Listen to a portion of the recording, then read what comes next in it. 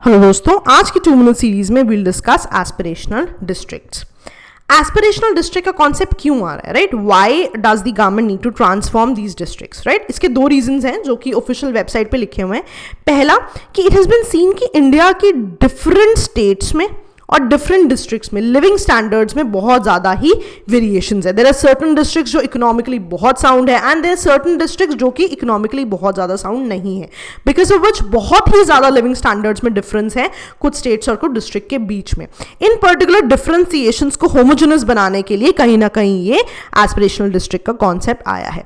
दूसरा जो रीजन है which the official website says कहता है कि 2016 में जो ह्यूमन डेवलपमेंट इंडेक्स था उसमें इंडिया ने काफ़ी पीछे रैंक किया था, बिकॉज ऑफ विच लगा कि इंडिया में कहीं ना कहीं डेवलपमेंट की जरूरत है, राइट? तो इन 2 रीजंस की वजह से, राइट, अगर आपसे पूछा जाए कि रीजन क्या है, पहला आप HDI वाला रीजन दोगे and secondly you would talk about the differences in the living standards in different states and districts. तो because of all this government ने 2018 में transformation of district aspirational district initiative को लॉन्च किया है, जिसका agenda क्या है?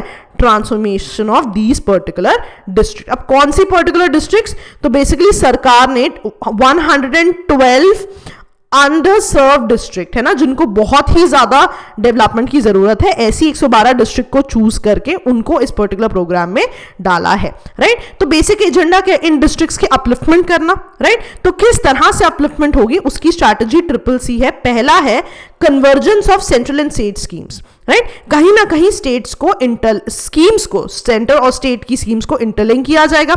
इन स्कीम्स की बेटर गवर्नेंस के लिए, इनको और ज्यादा बेटर इनकी इंप्लीमेंटेशंस के लिए सेंटर, स्टेट और डिस्ट्रिक्ट लेवल पे सभी के सभी जो भी कॉरेस्पॉन्डिंग ऑफिसर्स है, they'll collaborate in a better way, right? तीसरी क्या चीज है? कंपटीशन को प्रमोट किया जाएगा इन पर्टिकुलर डिस्ट्रिक्ट में। कंपटीशन को कैसे प्रमोट किया जाएगा, राइट? इन सभी स्टेट्स को एज पर देयर डेवलपमेंट, राइट, इनकी प्रोग्रेस को मेजर करेंगे, अकॉर्डिंगली इनको रैंक करेंगे, राइट? तो अगर आपसे स्ट्रैटेजी पूछ लीजिए तो व्हाट विल यू से कि सबसे पहले स्कीम्स को कन्वर्जेंस करेंगे, इंटरलिंकिंग करेंगे, फिर इन स्कीम्स की बेटर इंप्लीमेंटेशन के लिए सेंटर, स्टेट और डिस्ट्रिक्ट की बेटर कोलैबोरेशन होगी और उसके बाद इन डिस्ट्रिक्ट को कंपटीशन के लिए प्रमोट किया जाएगा, right? Depending on the progress उनको रैंक किया जाएगा, राइट? इसका मतलब मेन ड्राइवर कौन है? कौन ये सारा कुछ करेगा? State, right? कैसे होगा? कैसे कोई भी स्टेट प्रगति करेगा? फर्स्ट ऑफ ऑल वो स्टेट आइडेंटिफाई करेगा कि उसकी स्ट्रेंथ क्या है, राइट? और उस स्ट्रेंथ को आइडेंटिफाई करके उसके हिसाब से डेवलपमेंट करेगा, राइट? जो भी ये डेवलपमेंट होगी उसकी प्रोग्रेस को मेजर किया जाएगा और रैंक किया जाएगा और इससे कंपटीशन को भी प्रमोट किया जाएगा, राइट? डिस्ट्रिक्ट को क्या बोला गया है कि आपको क्या एस्पायर करना है, आप क्या करना चाहते हो? तो डिस्ट्रिक्ट क्या एस्पायर करेगा? सबसे पहले मैं स्टेट का बेस्ट बनूं and then nation's best district, ठीक है? तो याद रहेगा आपको CCC, पहले आप कन्वर्जेंस कर रहे हो स्कीम्स की, फिर आप कोलैबोरेशन बढ़ा रहे हो, उसके बाद आप कंपटीशन को प्रमोट कर रहे हो। कंपटीशन को कैसे प्रमोट कर रहे हो? अपनी स्ट्रेंथ्स पे वर्क करके। इससे आप क्या चाहोगे? पहले आप स्टेट का बेस्ट डिस्ट्रिक्ट बनो और उसके बाद नेशन की बेस्ट डिस्ट्रिक्ट बनो, राइट? ओके। उसके बाद सिलेक्शन कैसे हुआ था? 112 डिस्ट्रिक्ट मैंने आपको बताया था 27 स्टेट से ली गई है। तो कैसे ली गई है, राइट? जितने भी सीनियर ऑफिसर्स हैं गवर्नमेंट ऑफ इंडिया के, उनकी एक कमेटी बनी, राइट? इस कमेटी ने कंसल्ट किया है स्टेट गवर्नमेंट से और उसके बेसिस पे ये सिटीज डिस्ट्रिक्ट आइडेंटिफाई हुई है, राइट? कैसे आइडेंटिफाई हुई है? By a committee of senior officers to the government of India, right? और किसको कंसल्ट किया गया? स्टेट को कंसल्ट किया गया है। किन बेसिस पे इनका सिलेक्शन हुआ है, right? Socio economic caste census के बेसिस पे, राइट? हेल्थ एंड एजुकेशन के बेसिस पे, राइट? एंड इंफ्रा के बेसिस पे, राइट? जिस भी डिस्ट्रिक्ट को सिलेक्ट किया गया उसको इन 4 पैरामीटर्स पे तोला गया है कि इन पैरामीटर्स पे क्या वो डिस्ट्रिक्ट अच्छा परफॉर्म कर रहा है। If they not performing well, उनको ट्रांसफॉर्म करने की एस्पायर की गई है। कौन सी 4 बेसिस थे? Socio economic caste census, health, education and infra, ठीक है? ओके, चलो नेक्स्ट देखते हैं कि बेसिक फ्रेमवर्क कौन दे रहा है, बेसिक एंकर कौन है, इसका पूरा प्रोग्राम कौन एंकर कर रहा है? नीति आयोग एंकर कर रहा है, राइट? फिर मैंने आपको बताया था कि इंप्लीमेंटेशन बेटर हो, उसकी बात हो रही है कि कोलैबोरेशन बेटर हो। कैसे हो रही है? कि जॉइंट सेक्रेटरी या एडिशनल सेक्रेटरी की पोस्ट पे जो भी लोग हैं उनको नॉमिनेट किया गया है सेंट्रल प्रभारी ऑफिसर्स बना के, जो उस पर्टिकुलर डिस्ट्रिक्ट में ट्रांसफॉर्मेशन का काम देखेंगे। ठीक है, स्टेट ने भी अपने प्रभारी ऑफिसर्स अपॉइंट कर रखे हैं। तो यहाँ पे इंपॉर्टेंट चीज क्या है, पूरा एंकर कौन कर रहा है, नीति आयोग।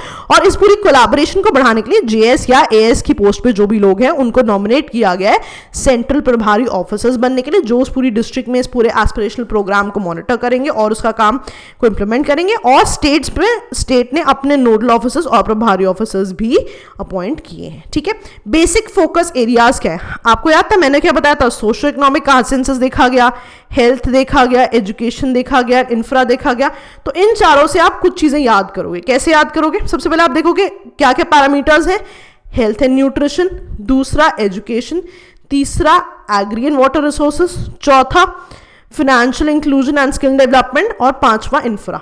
राइट, ये जो फोकस एरियाज हैं, ये वो 5 फोकस एरियाज हैं जिनके बेसिस पे, जिनको बेटर बना के उस पर्टिकुलर स्टेट को ट्रांसफॉर्म किया उस पर्टिकुलर डिस्ट्रिक्ट को ट्रांसफॉर्म किया जाएगा। हम अगले लेक्चर में देखेंगे कि इन्हीं 5 पैरामीटर के बेसिस पर ही उनको रैंक भी किया जाता है। तो आप याद कैसे रखोगे, हेल्थ, एजुकेशन और इंफ्रा 3 तो आपको यहीं से याद हो गए। एडिशनल कौन कौन से बचे अब आपके पास, एक आपके पास एग्री बचा, एक आपके पास फाइनेंशियल इंक्लूजन बचा।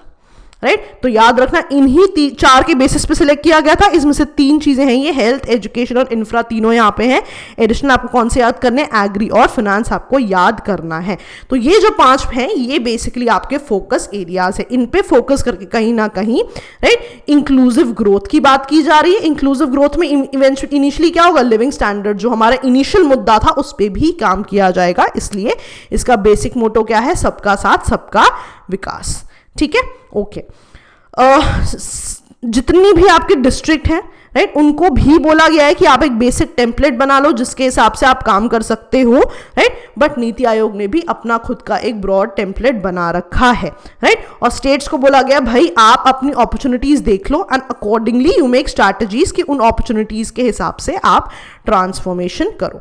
ठीक है, let's revise what ever you know. सबसे बड़ी चीज हमने क्या देखी थी कि रीजंस क्या थे, इंट्रोडक्शन में हमने देखा था इसको। एक तो यूएनडीपी में we had a bad rank. Next हमने बोला था कि लिविंग स्टैंडर्ड्स में बहुत ज्यादा हेट्रोजेनिटी है। ठीक है, इसीलिए आपने क्या प्रोग्राम निकाला, एस्पिरेशनल डिस्ट्रिक्ट वाला प्रोग्राम। फिर आपने देखा कि 112 डिस्ट्रिक्ट थी 27 सिटीज से। ठीक है, किसके बेसिस पे सिलेक्ट हुई थी, socio economic caste census, health, education and infra. ठीक है, फिर आपने देखा स्ट्रैटेजी क्या थी, 333C स्ट्रैटेजी थी। पहले आपने इंटरलिंकिंग की, राइट, कन्वर्जेंस की स्कीम्स की, फिर आपने कोलैबोरेशन बढ़ाई, राइट, इवेंचुअली आपने कंपटीशन को भी प्रमोट किया। कैसे प्रमोट किया, by ranking the different districts. ठीक है, फिर आपने क्या देखा कि ये जितना भी कोलैबोरेशन है ये कैसे बढ़ रहा था, आपने जॉइंट सेक्रेटरी या फिर एडिशनल सेक्रेटरी लेवल पे सेंट्रल प्रभारी ऑफिसर्स अपॉइंट किए जा चुके हैं। राइट, फिर आपने देखा था कि इसका मोटो क्या था, सबका साथ सबका विकास। ठीक है, और इसमें 2 चीजों की बात हुई भी थी, इंक्लूसिव डेवलपमेंट और जो हमारा इनिशियल मुद्दा था which was your living standard. ठीक है, 5 बेसिक फोकस एरियाज थे जिन पे हमारी बात हो रही थी। राइट, जिसमें से 3 तो ये थे, health, education and infra. Right, और उसके बाद कौन सा बच गया, एक आपके पास एग्री बच गया था, एक आपके पास फाइनेंशियल इंक्लूजन बच गया था। ठीक है, this is what we have done till now. तो इसके बेसिस पे let's try to solve a question. ठीक है, which of the following are true in the context of aspirational district program. ठीक है, the aspirational district program has evolved from the principle of conversion of schemes to the provisional of additional financial resources to the district। कह रहा है कि initially तो aspirational district programme में सिर्फ conversion of schemes थी। राइट, मैंने आपको कुछ ऐसा तो नहीं पढ़ाया है कि गवर्नमेंट रिसोर्सेज पर रिसोर्सेज दी जा रही है। मैंने बस आपको इतना बताया है कि स्कीम्स कन्वर्ज हो रही है, कोलैबोरेशन हो रही है और कंपैरिजन हो रहा है। ये थी आपकी स्ट्रैटेजी। पैसा देने की बात तो कहीं नहीं हुई है। राइट, कि गवर्नमेंट रिसोर्सेज दे रही है, तो वही ये बात कह रहा है कि इनिशियली काम सिर्फ कन्वर्जेंस ऑफ रिसोर्स स्कीम्स का था, बट इवेंचुअली अब फाइनेंशियल रिसोर्सेज भी दिए जा रहे हैं। सेकंड क्या, officers at the level of JS and as central प्रभारी ऑफिसर्स बनाए गए हैं। Now this is absolutely right. ठीक है, now if you have read this particular scheme from anywhere, आप ये फर्स्ट पॉइंट को सही कर दोगे। राइट, कि ऑब्वियसली हमने तो कन्वर्जेंस ऑफ स्कीम्स की बात की है, फिर हमने कोलैबोरेशन की बात की, फिर हमने कंपटीशन की बात की, तो ऑब्वियसली हमने पैसे की तो बात नहीं की, तो फाइनेंशियल रिसोर्सेज की बात नहीं है। Now this is not been updated everywhere, but there was a news which said कि इनिशियली तो हाँ सिर्फ और सिर्फ ट्रिपल सी की बात थी कि आपस में आप कंपटीशन बढ़ा रहे हो, राइट। कोई भी पैसा सरकार एक्स्ट्रा नहीं दे रही थी। सरकार का बेसिक एजेंडा क्या था भाई, स्कीम्स को इंटरलिंक किया जाए जो ऑलरेडी एग्जिस्टिंग है, right. Governance mechanism, implementation mechanism बढ़ा दिया जाए और डिस्ट्रिक्ट आपस में कंपीट करें, राइट। कहीं भी कोई एडिशनल फंडिंग इसके लिए नहीं आ रही थी।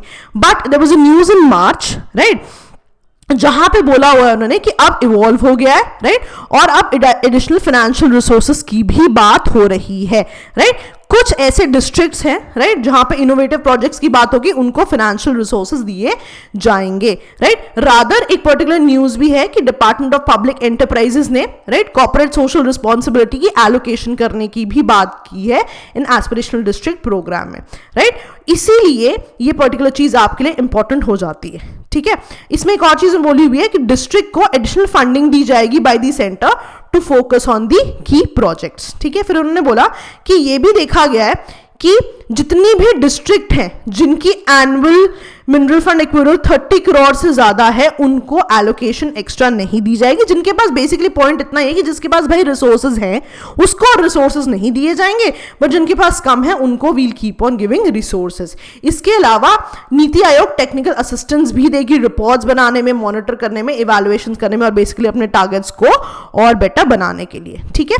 जितनी भी डिस्ट्रिक्ट हैं जिनको फंडिंग मिलेगी, राइट, वो उसी पर्टिकुलर कैलेंडर में दोबारा से सेम कैटेगरी में पैसा एलोकेट करने के लिए एलिजिबल नहीं होगी। जो एग्जैक्ट गाइडलाइंस है वो eventually they will come along, ठीक है। तो अगर आप बहुत सारी वेबसाइट्स पे देखोगे ये एडिशनल वाली इंफॉर्मेशन नहीं है। अगर आपने ये इंफॉर्मेशन नहीं पढ़ी है तो you could have done the first option to be absolutely wrong, right. तो यहां पे क्या आ रहा है कि एस्पिरेशनल डिस्ट्रिक्ट इवॉल्व हो गया है, yes it is evolved now from the principle of convergence to additional financial resources. बिल्कुल एक्यूरेट है। और दूसरा तो हमें पता ही है कि जेएस और एएस के लेवल के लोग नॉमिनेट हो रहे हैं, तो आपका आंसर क्या है, बोथ 1 and 2, ठीक है। So we have discussed all these programmes already, make sure you don't miss anything. That will be all दोस्तों, थैंक यू।